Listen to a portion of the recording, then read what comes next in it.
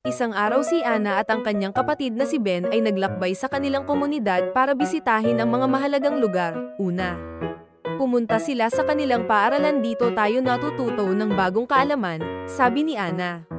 Kumaway si Ginang Santos, ang kanilang guro, mula sa bintana. Ingat kayo sa inyong paglalakbay, wika niya. Pagkatapos, dumaan sila sa himpilan ng pulisya. Nakita nila si Aling Maria. Isang pulis, tinutulungan namin ang lahat na manatiling ligtas, sabi ni Aling Maria. Sunod nilang pinuntahan ang istasyon ng bumbero. Tingnan mo ang malaki at pulang truck ng bumbero, sigaw ni Ben. Bumbero at sinabi, nandito kami para tumulong kapag may sunog o sakuna. Naamoy nila ang mabangong tinapay mula sa panaderia. Binigyan sila ni Mang Ben ng mainit na pandesal. Salamat po, sabi ni Ana at Ben habang sila way ngumunguya. Sunod nilang pinuntahan ang pamilihan. Dito bumibili ang mga tao ng pagkain para sa kanilang pamilya, sabi niya. Dumaan sila sa ospital. Nakita nila si Doktor ang doktor.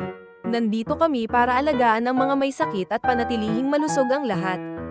Dumaan sila sa tindahan ng damit. Ang gaganda ng mga damit dito, sabi ni Ana tuwang-tuwa sa mga kulay ng damit sa bintana.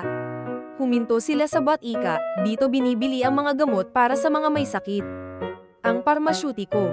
Pauwi na sila. Masaya si Ana at Ben. Napakaraming mahalagang lugar sa ating komunidad, sabi ni Ben. Sabi ni Ana, ang bawat lugar ay may mahalagang ginagampanan para sa ating lahat.